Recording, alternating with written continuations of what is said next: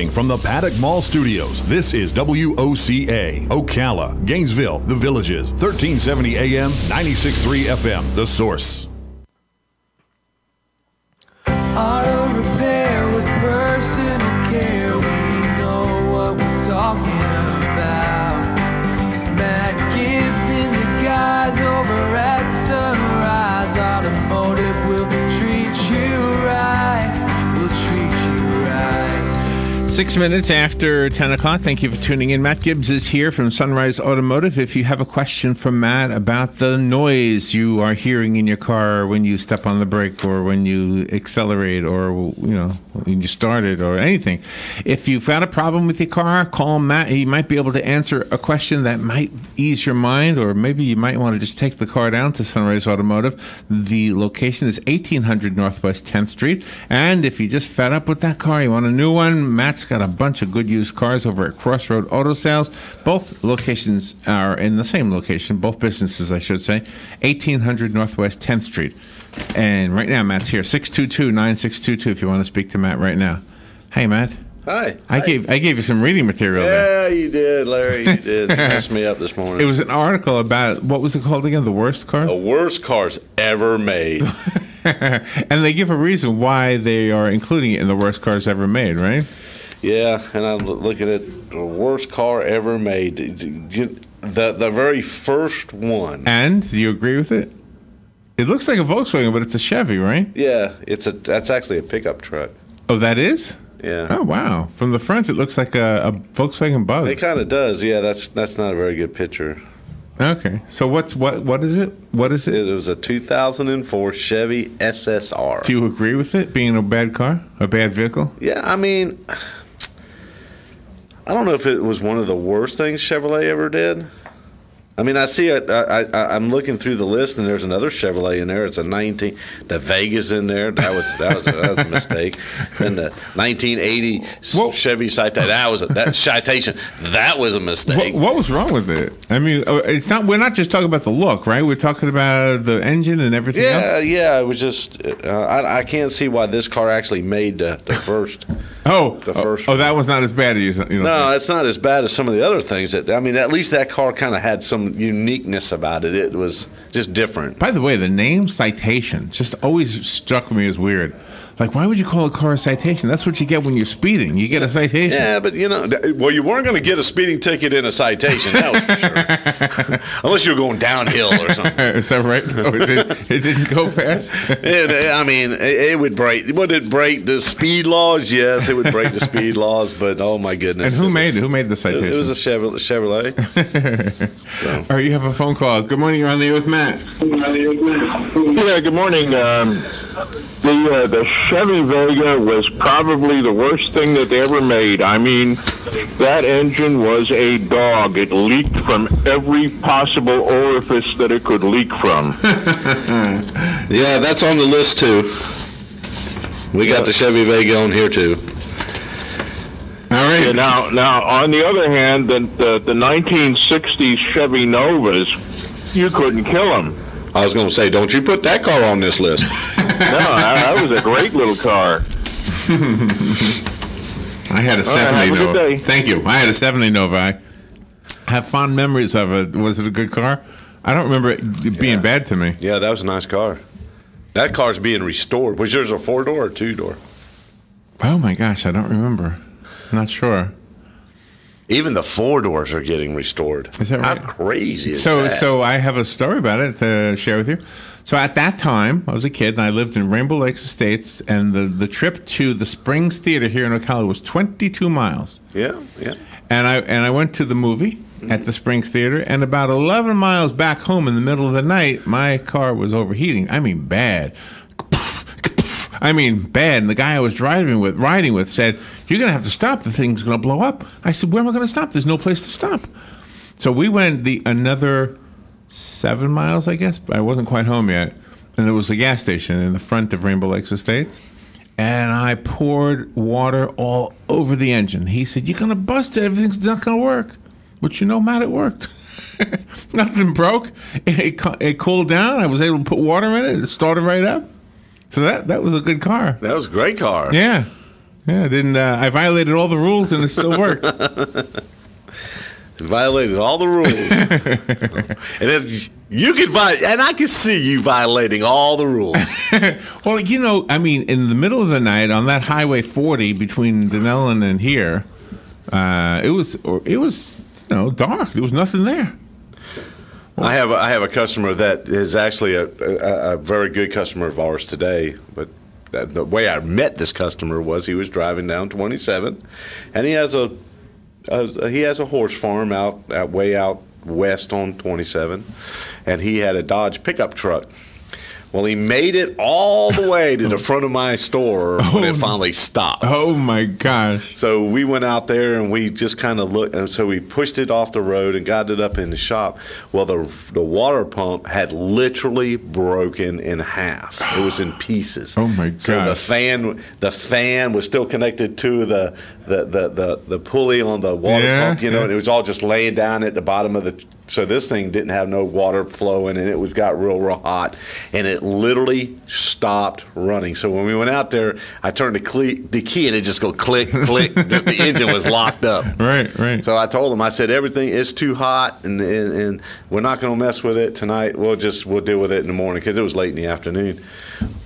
Larry, would you not know that I came in the next morning, I turned that key, and that truck started right up. And we put a water pump on it, filled it up with coolant, and he drove it for I don't know how much further, and then finally it gave up the ghost. But he ran that thing so hot that it literally stopped running. Oh, my gosh. You have another phone call. Good morning. You're on the air with Matt. Yes, good morning, guys. See, way back in the 60s when I was a teenager, I had a Nash Metropolitan, a sweet little car, but it spent more time in the garage than it did on the highway. Was that because it kept breaking down?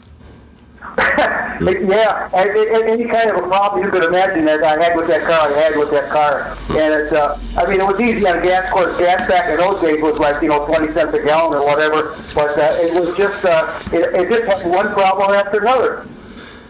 Yeah, I could. My very first car was a Nash station wagon.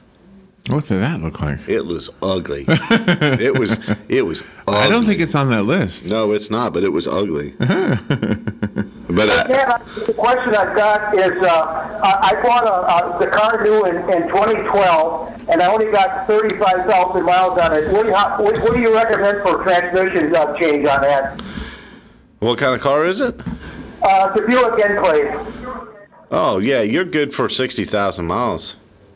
Oh, okay, so although it's almost 7 or 8 years old, we're not worried about time. We're worried about mileage for transmission fluid. Yeah, just mileage. The transmission fluid in that is really good. It's all synthetics, pure synthetic, and so there's nothing inside a transmission that can contaminate the fluid like oil.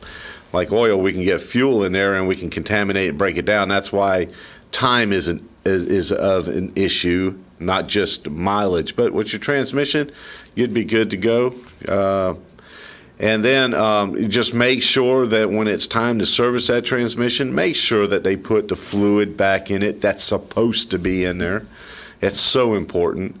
Chevrolet's having some issues with the newer trucks now, and they're coming out with if you don't put the right fluid in it, it's going to mess up your transmission. Really? It's going to. It's not may mess up your. It's going to mess up your transmission. Well, back in the old days, one transmission fluid was good for all cars, right? Well, it was always back in the day. It was ATF. There was automatic transmission fluid, the F type. That was for the Fords. And then Dextron was for the GM. But now, it's all crazy. Honda has their own fluid. Chrysler or Nissan has their own fluid because a lot of the Nissan cars are all CVT transmissions. They don't shift gears. They just increase, and it's like a hydrostatic type transmission. Wow. So it's now GM is up to Dextron 6. Mercon 7. It's just crazy. All the manufacturers, they build things, they test things, and this is what they come up with.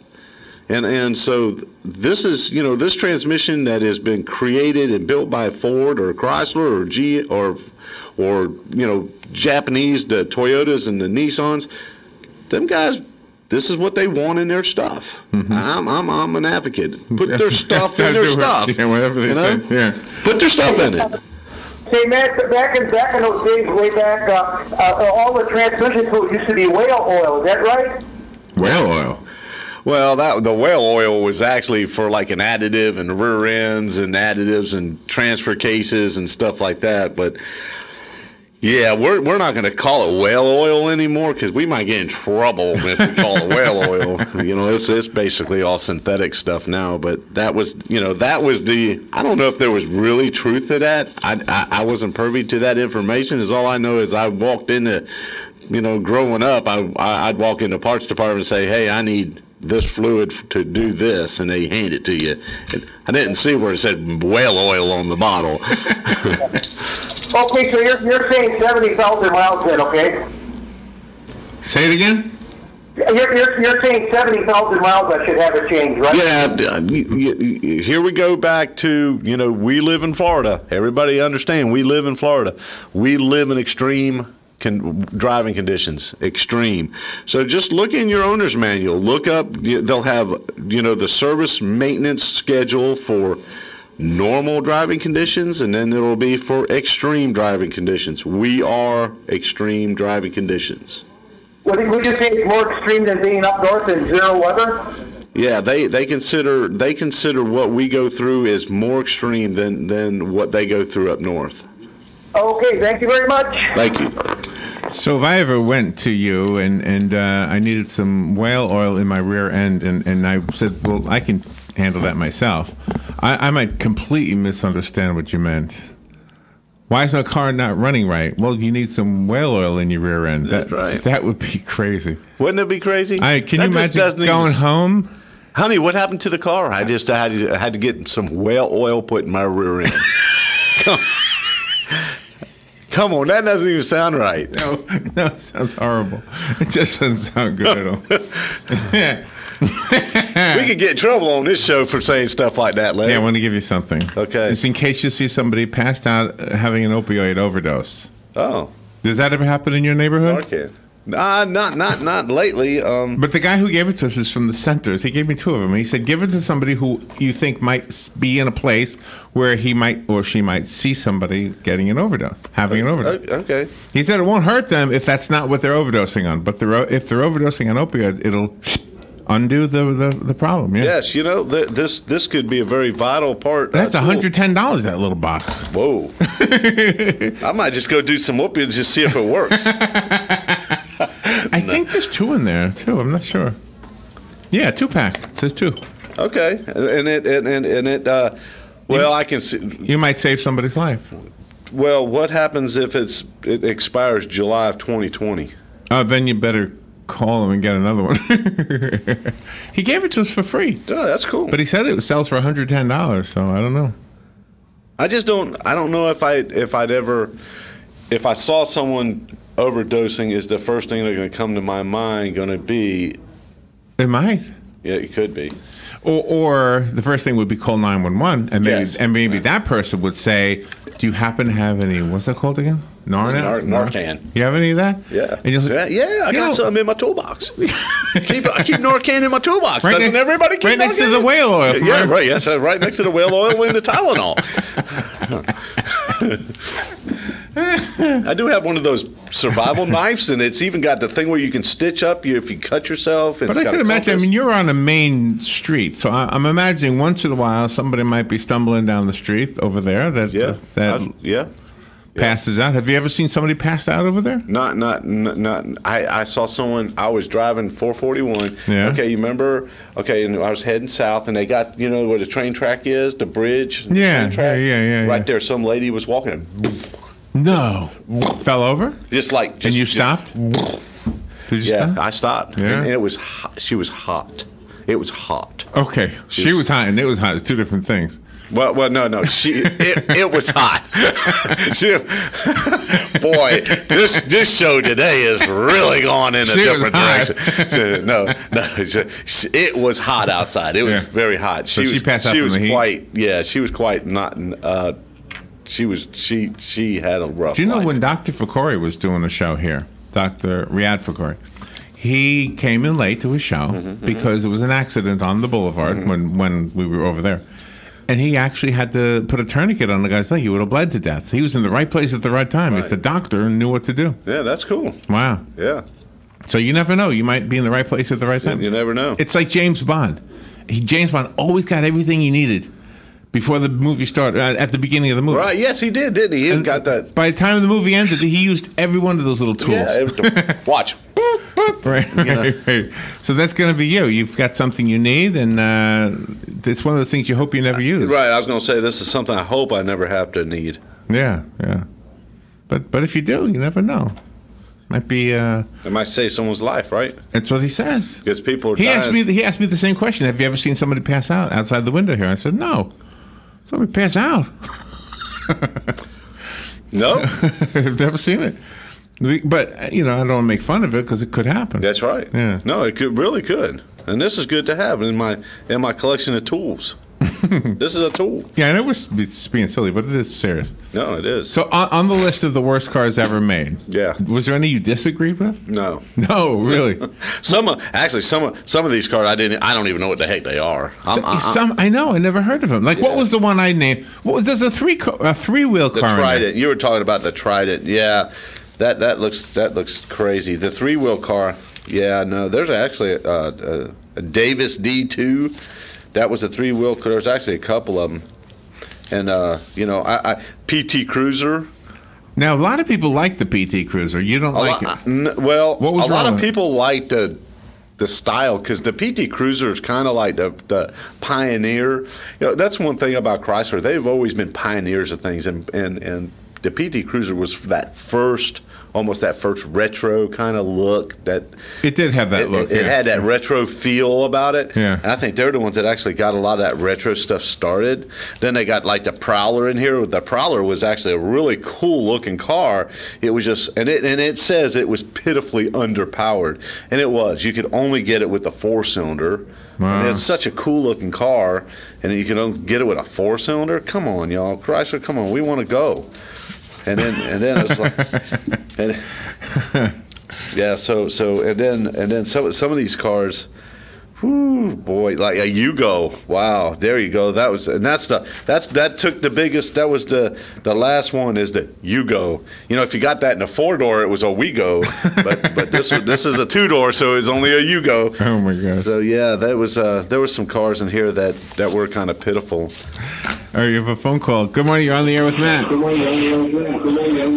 one of the real death trap cars from the 1950s was the Isetta. I mean that. I don't know how they let that get on the market. I mean that that was road pizza. Do you know that car? Do you know the Isetta? He doesn't know it. It had one door, and it opened in the front. Oh my gosh! And the steering wheel was on the door. And it was a 3-wheel car, and it had like a lawnmower engine in it. Oh my God! The thing could barely keep speed up on a residential street. You for sure wouldn't want to take it on a super highway. And I mean, there was like nothing to this car. I mean, a stiff wind would knock it over. It's kind of fun.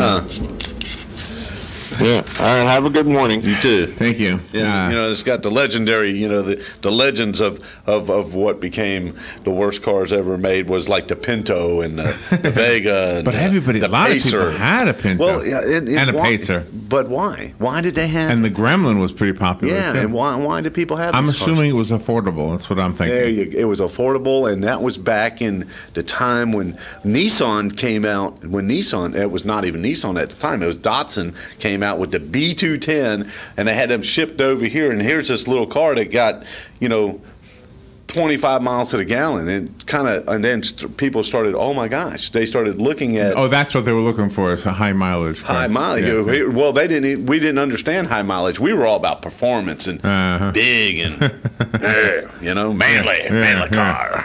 You know, I see the Cadillac Fleetwood is in here as one of the worst cars made. I remember that Cadillac Fleetwood. And it's a Cadillac. You'd think that'd be a good car. What's funny is because this car, so this car is a car that I kind of grew up with because it was a part of who I was growing up and as far as what I do. So this car, the Fleetwood, the original Fleetwoods, they weren't really even Cadillacs. They were Oldsmobiles, were just badged by Cadillac. It was kind of like the old Delta 98. It had the Oldsmobile, the Y engine. It had the 4-barrel carburetor. Then Cadillac kind of said, you know what? Let's quit using the Oldsmobile stuff and let's go to the Chevrolet stuff. So then they started using the drivetrain of a small block Chevrolet when it went fuel injected. Mm-hmm. That made it a better car. It was and the Buick Roadmaster they were all the same cars. They were on the same chassis, same body, but. And that's what I see today is like the cars, like there is no Buick or Oldsmobile or Chevrolet or Pontiac. Right. It's all just GM. It's just one car. Do you know, the other day we were behind a Sebring, and Robin said, "Isn't that the kind of car you had?" I said, "Yeah, for a month." I said to Robin, you know, it's kind of like having a girlfriend, like for like 2 or 3 dates. You know, you remember them, but there wasn't a whole lot of time spent with them. That's what felt. We're just going to continue to go down this road today. Well, she wouldn't go very fast, man. Maybe you should have put some whale oil in her rear end.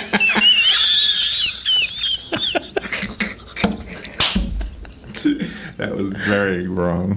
Okay, I mean, it's just wrong all the way around today, Larry. Oh my gosh, it might be one of the things I remember about you forever.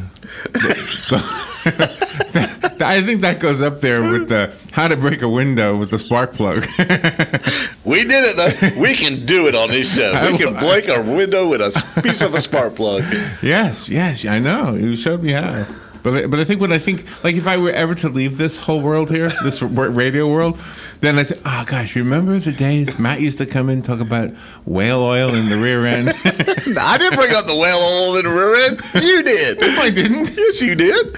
Wait, why would I do that? I don't know why you did that. No, it must have been you. It couldn't have been me. How would I know about whale oil in my rear end? Yeah, no, you asked me about, and I said, that was an old. Yeah, you. Hey, no. Robin, we're going to have to play this, start this show over. No, Hugh brought it up. I think it was Hugh or one of your other listeners. Somebody brought up oil in the rear end. I needed that laugh. All right. Hey, if you want to get your car fixed, go to Matt, because I always recommend Matt because he knows what he's doing. He's fair. He's relatively quick. His phone will ring, and then he won't answer it. Good morning. You're on the air with Matt. I'm going to be more careful next time. I'm never going to bring up whale oil again. There you go. I'll take the blame for that, but I'm going to be very careful in the future. Thank you see where these things go? You see how easy we get off track here? Well, how can you miss that one? I mean, if somebody says that you're recommending there's something wrong with the car. What is wrong with it? Well, I think if you put some whale oil in your rear end, it'll fix it. And whoa, what? But that wouldn't be the proper way of doing it. The proper way of doing it would be this. If it was a 2008 Ford F-150. Right. Okay. With the right rear end, right. The complaint would be the customer would come in and say, when I turn a corner and I give it some gas, the whole car would kind of shake. It kind of vibrates. Right. And I'm like, oh, okay. And then I'll say, what year is it? And then they tell me. And then I'll say, what? Then I'll say, what's happening is that this is a rear end chatter. Gotcha. So far, okay. Got it. A rear end chatter. A rear end chatter. Okay. Now, I could say back in the old days, Yes. we would put some whale oil in your rear end, but I would never say such a thing. Oh my gosh. Though today I would say, listen, Ford has developed a synthetic, it's posi-locking rear end additive. Yeah. It's completely synthetic, and what's happening is the clutches in your rear end my are gosh. sticking together, and we need to free them up. I hate So we when need to that take happens. it, we need to clean it, we need to put new fluid in it, Holy and put this mackerel. additive. But ultimately, when you got home, your wife would say, "What did they do?" And you would say, "They put whale oil in my rear end." No, I would never told them it was whale oil. My wife's going to be calling me any time now. In about 35 seconds. That might have been her right there. So remember, if somebody's passed out on an opioid thing, I got 4 milligrams of Narcan. all right, go see Matt, and he will take care of your rear end. And if you need a new car, he's got one of them too. He has none of the cars on the worst car in the world list. No, none. You don't have any of them. None of those. Sunrise Automotive is at 1800 Northwest 10th Street. Matt's number over there is 352-690-1993. Thank you, Matt. That Thank was you, Larry. fun. We'll be right back. Bye.